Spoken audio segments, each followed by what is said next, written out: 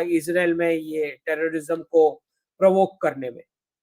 तो मैं तो मानता ही हूँ कि जब तक भारत वो पावरफुल पोजीशन नहीं लेगा, तब तक दुनिया में शांति होना मुश्किल ही है, क्योंकि कोई भी चीज परमानेंट सॉल्यूशन की ओर नहीं जाएगी। क्योंकि जो कंट्रीज को वॉर में ही इकोनॉमिक्स दिख रहा है, वो वॉर एंड क्यों होने देंगे, राइट? क्योंकि उनका पूरा डिफेंस इंडस्ट्री उस हिसाब से चलता है, कोई कॉन्फ्लिक्ट एंड ही नहीं होगा। तो क्लियर है कि अगर वर्ल्ड में शांति चाहिए तो भारत को उस पावरफुल स्टेटस में आना ही पड़ेगा। आना ही पड़ेगा। अच्छा, एस जयशंकर ने बोला हमको टफ डिसीजन लेने पड़ेंगे, और शायद यूएन का फंडिंग भी कम किया गया, ऐसा कुछ रिपोर्ट्स आया है। जी बिल्कुल, बिल्कुल। क्यों हमारे पास क्यों पैसे होंगे ऐसी बॉडीज के लिए जो खाली चाय पानी नाश्ता करके लोग निकल जाते हैं, खाली बड़ी बड़ी बातें करके फोटो सेशन करा के? तो हमारे पास ग्लोबल साउथ है जहां पे हम फंडिंग डाइवर्ट करेंगे, राइट? तो हम धीरे धीरे उन बॉडीज को पावरफुल करेंगे ना, जहां पे भारत का बहुत बड़ा इंपॉर्टेंट से रहता है, जहां पे हमको एजेंडा सेट करने को मिलता है। हम क्यों फंडिंग करेंगे ऐसी बॉडीज को जो अब रेलेवेंट ही नहीं है, कोई कोई मतलब ही नहीं है। वो 5 कंट्रीज जो P5 बन के बैठी है, उसमें यूके का हालत आप उठा के देख लो, क्या हालत हो रखा है। अभी कुछ ही महीने पहले बोल रहे थे there will be no recession, अब सारे के सारे रिसेशन में चले गए। उससे पहले बोल रहे थे there will be no inflation, तो सारे के सारे इन्फ्लेशन में चले गए। तो ये जो पूरा कार्टून बना रखा है इन्होंने फेक मीडिया और एनालिसिस का, और उसी के चलते ये पूरी स्क्रिप्ट चला रहे हैं।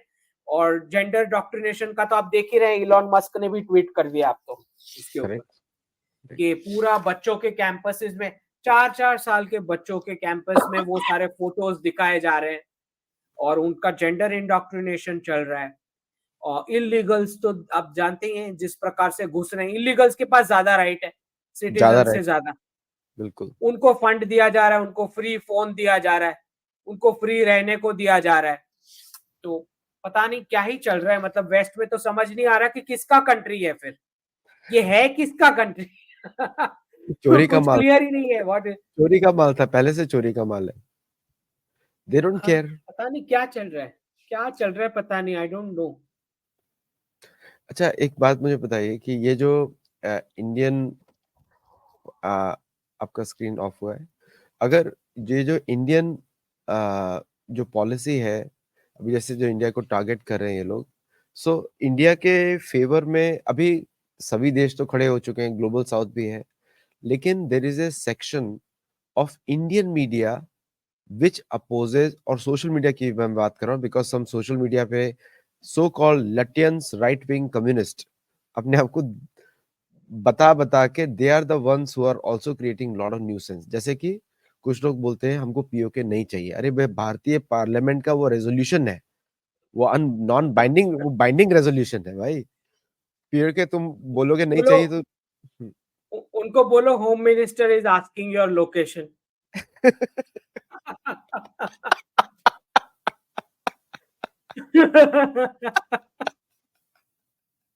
ये जो है, हमको 3 ही मंदिर चाहिए भाई। तुम कौन कैसे डिसाइड कर रहे हो तुम? How do correct. You represent us? तुमको कौन पूछा? Who asked you? अच्छा, कुछ भी, मतलब कुछ भी। हाउ आर अच्छा, you representative of all the Hindus? On what basis? कुछ भी, मतलब कहीं पे आपको बोलने दिया जा रहा है, मतलब कुछ भी बकोगे आप। और अच्छा, सामने से तो कोई बोला नहीं है, सामने की पार्टी से, कि हम आपको 3 ही देंगे। सामने से तो कोई नहीं बोला, तो फिर तुम क्यों बोल रहे हो?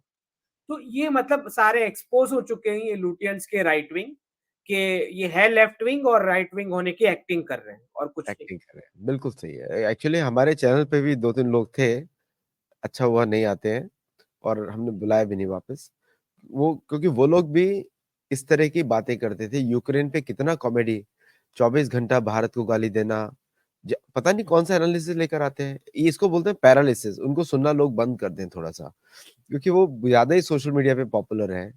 अंकित शाह जी को प्रमोट करिए आप लोग, क्योंकि we need somebody who is a sensible brain, कि जो इस तरह की बातें करे। अच्छा, मुझे एक एजुकेशन पे हम लोग बहुत ज्यादा बात करते हैं, और मैंने एक चीज़ देखी है अभी, नया करिकुलम तो मेरे पास आया नहीं है, लेकिन पहले तो इन्होंने शंकराचार्य पे भी बहुत डाउट्स क्रिएट किए थे और शंकराचार्य ने स्वयं आके बोल दिया, हम राम मंदिर तो प्रतिष्ठा हम लोग हैं, वी आर सपोर्टिंग इट। कौन शंकराचार्य मना करेगा?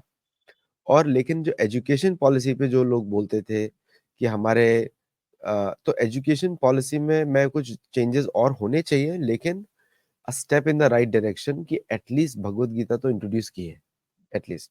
तो फ्यूचर ऑफ एजुकेशन कैसा आपको दिखता है 2029 तक?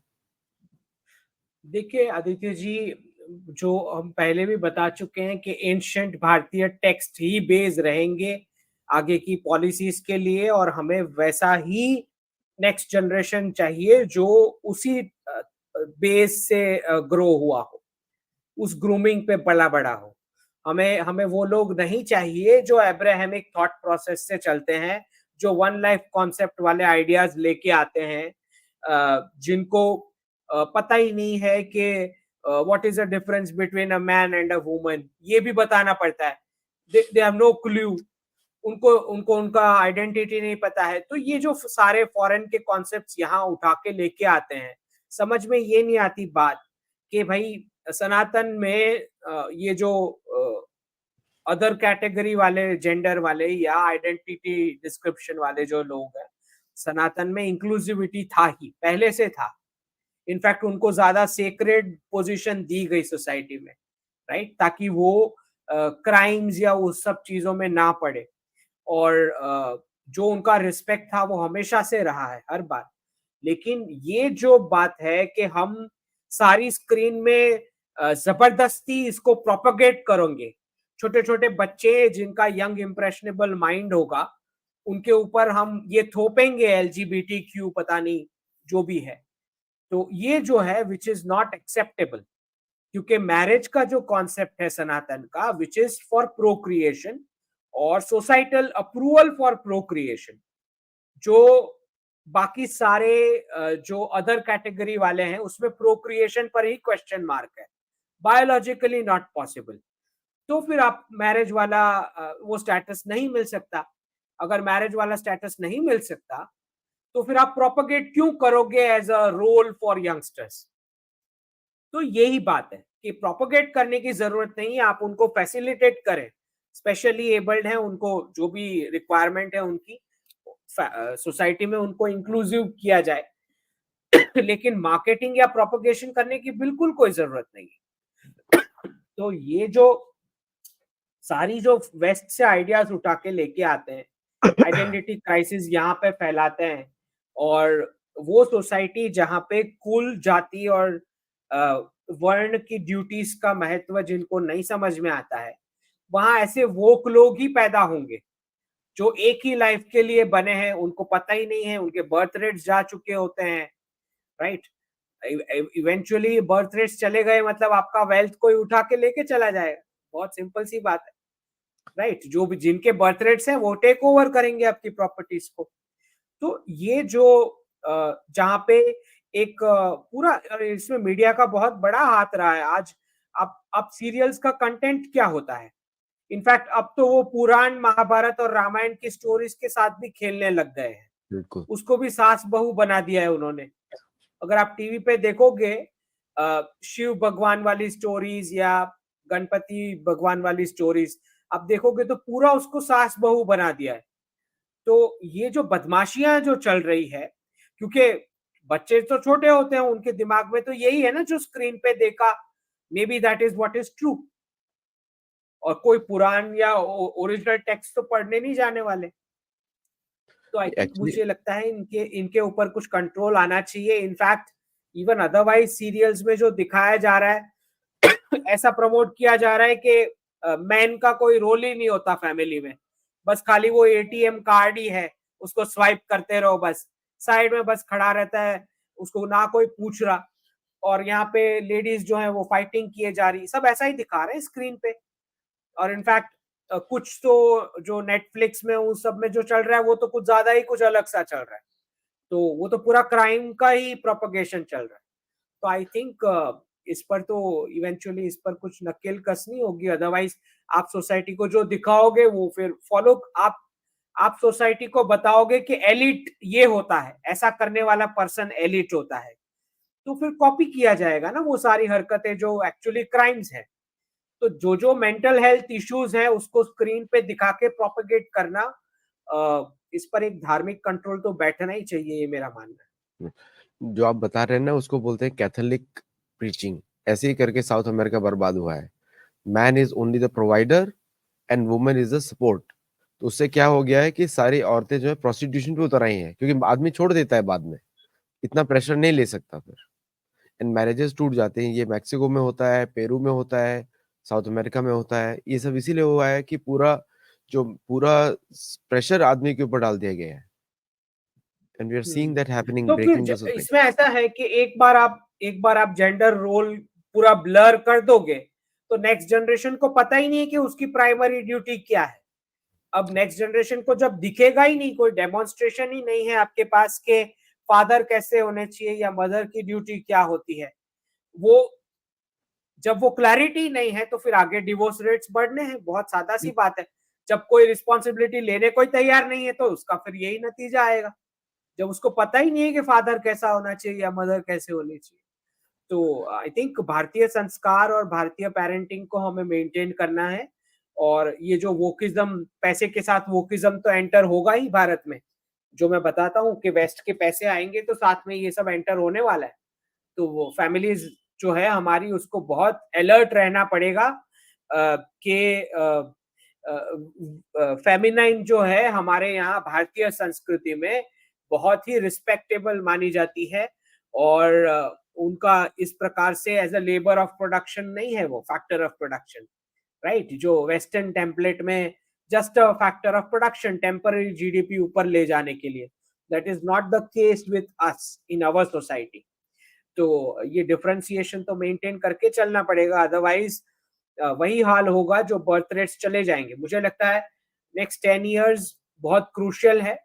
अगर हम वापस हमारे बर्थ रेट्स उस पोजीशन पे नहीं ले आए जो पहले थे, तो बहुत प्रॉब्लम हो सकता है 2050 के बाद। जो आज हालत हो रखी है ईयू, यूएस, चाइना, जापान जैसी इकोनॉमी की, वही हालत 2050 के बाद हमारी होगी अगर बर्थ रेट्स हमने नेक्स्ट 10 इयर्स में ठीक नहीं किए। नहीं, एक्चुअली ये जो हम दो हमारे दो वाला जो कॉन्सेप्ट था, that is has failed Hindu society. जबकि आइडियली बच्चे 3 होने चाहिए, मिनिमम 3 तो होने ही चाहिए, मिनिमम 3 होने चाहिए। और उससे क्या होता है कि वो चाचा मामा ताऊ वो रिलेशनशिप बना रहेगा। कि चाचा मामा ताऊ अगर नहीं रहेंगे या इस तरह के रिलेशन, मासी नहीं रहेंगी, तो it is a very difficult concept. तो ताऊ तो रिमूव ही कर रहे हैं हम लोग, बड़े चाचा बड़े मामा रिमूव ही कर रहे हैं पूरी तरह से, बाय जस्ट हैविंग 2 चिल्ड्रन। और हम सभी लोग बड़ी फैमिलीज में बड़े हुए हैं, बचपन में मैंने बड़ी फैमिलीज देखी हैं। And it is very important to have uncles and aunts, बड़े ताऊ, बड़ी नानी। सबका रोल है, सबका सबका रोल है। रोल है। यू रिक्वायर एंटायर फैमिली, वरना तो बच्चा कैसे बड़ा होगा, उसका ग्रूमिंग कैसे होगा। जिसको बिल्कुल। शेयरिंग समझ में नहीं आती, जिसको रिस्पॉन्सिबिलिटी समझ नहीं आएगी, टोटली ब्लैंक। और जब आप चले जाओगे तब उसका कौन होगा, जब उसको क्राइसिस होएगा तो करेक्ट। ऐसे नहीं होता है। You have to maintain the birth rates, otherwise फिर तो आपका वेल्थ पूरा जाना है किसी और के हाथ में, या तो गवर्नमेंट के थ्रू जाएगा या तो लूट के ले लिया जाएगा, या जो भी है। नहीं एक्चुअली, और ये गलत हमारे यंगस्टर्स में गलत गलत बात भी आ गई है कि हमको सिर्फ 2 बच्चे चाहिए, शादी लेट करनी है, रिस्पॉन्सिबिलिटी ये लेट उठानी है। कंस्ट्रक्ट है ना, ये हाँ, वेस्टर्न कंस्ट्रक्ट से आया है। जब एनआरआई स्टार्टिंग में भारत के बाहर गए, तो जब वहां पे खिल्ली उड़ाई गई कि हिंदू रेट ऑफ ग्रोथ, तभी करेक्ट। एनआरआईज ने वहीं से काउंटर करना चाहिए था कि हम we are the real Hindu growth. आप यस। देखो हाउ वी, हमारा जो धार्मिक सेंस से फाइनेंस और सेविंग का कॉन्सेप्ट है, उसी के चलते हमने सारी कंट्रीज में सक्सेस पाया है। यस। हमको कोई एनआरआईज को ये बोलना चाहिए कि हमारे अब्राहमिक फ्रेंड सर्कल से ये नहीं आया है इकोनॉमिक सक्सेस, या वेस्टर्न क्लासरूम से नहीं आया है। हम फाइनेंस ऐसे हैंडल करते हैं कि नेक्स्ट जनरेशन का भी टेक केयर करते हैं और प्रीवियस जनरेशन का भी। हमारा फाइनेंस का कॉन्सेप्ट धर्म से आया है, जो बोलता है कि एक लाइफ नहीं है, लाइफ साइकिल्स है, राइट। तो क्योंकि एनआरआईज नहीं बोलते, तो वही वो वेस्टर्न टेम्पलेट यहाँ आके फैलाते हैं कि भाई आप अपने बर्थ रेट्स कम कर दो तो हमारा जैसा सक्सेस होगा, उनको पता ही नहीं है।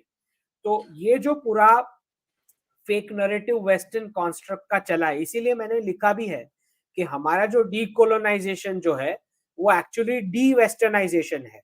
और जयशंकर जी ने इसको बहुत ही साफ शब्दों में वापस एक्सप्लेन किया कि we are not anti west, we are not anti west, we are non waste.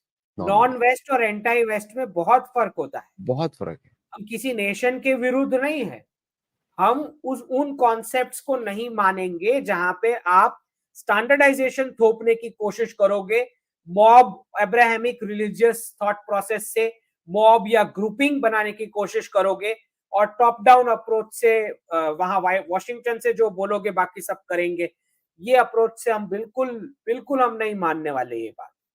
तो ये इसीलिए जयशंकर जी ने भी समझा। अच्छा, मेरा भी ये इमेज हो चुका है आदित्य जी, लोग बोलते हैं you are very anti west, उनको पता ही नहीं है, उनको समझ में ही नहीं आता। I am not anti west, I am not, I am बिल्कुल नॉन नहीं, वेस्ट, जो बिल्कुल जयशंकर जी बता रहे हैं।